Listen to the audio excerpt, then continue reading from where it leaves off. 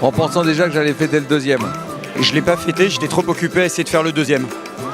Alors écoute, on l'a réalisé, ça fait un moment, mais on l'a toujours pas fêté parce qu'on s'était dit qu'on allait fêter les 10 millions. Donc j'espère que ce sera d'ici quelques mois.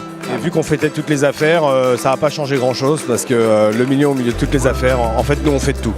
Je me souviens très bien qu'on a fêté la 1000e facture. J'en ai profité pour voyager et m'amuser. Aux Bahamas, sur une chaise longue, au bord de la plage, avec plein de garçons autour de moi. Je l'ai beaucoup fêté, avec plein de champagne et une grosse soirée. Je pense que c'est comme ça qu'on fête les premiers millions.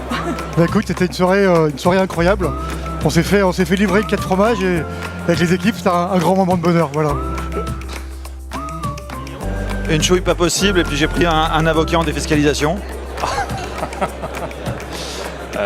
J'y réfléchis encore. 3 millions d'euros au CFA. Pendant 2 ans, j'ai pas eu de salaire en tant que patron. Mon premier salaire, je me le suis versé au bout de 3 ans.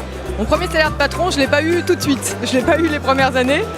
Mais dès que je l'ai touché, la première chose, c'est que j'ai pris des vacances. Je l'ai gardé parce que j'étais pas sûr qu'il y en aurait un qui viendrait après. Payer la moitié de mon loyer. Rembourser mon découvert bancaire, je pense. J'ai payé mes dettes.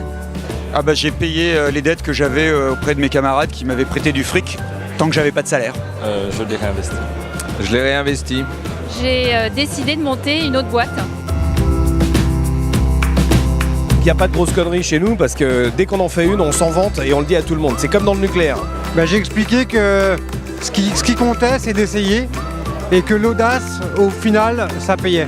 Moi, j'ai dit que je savais faire quelque chose que je ne savais pas faire.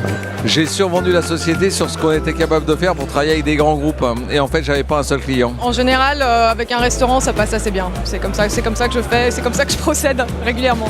Je pourrais même pas dire quelle est ma plus grosse connerie parce que j'en fais plein. C'est pas vraiment une connerie, j'ai créé ma boîte. Je l'ai pas vendu, je ne vends jamais rien. Je l'ai démontré et ça passe. Je suis assez forte pour ne pas montrer que c'est une boulette. Voilà, comme les acteurs sur scène, il faut juste en fait l'assumer à 100% et continuer à mort. Et plus c'est gros, plus ça passe.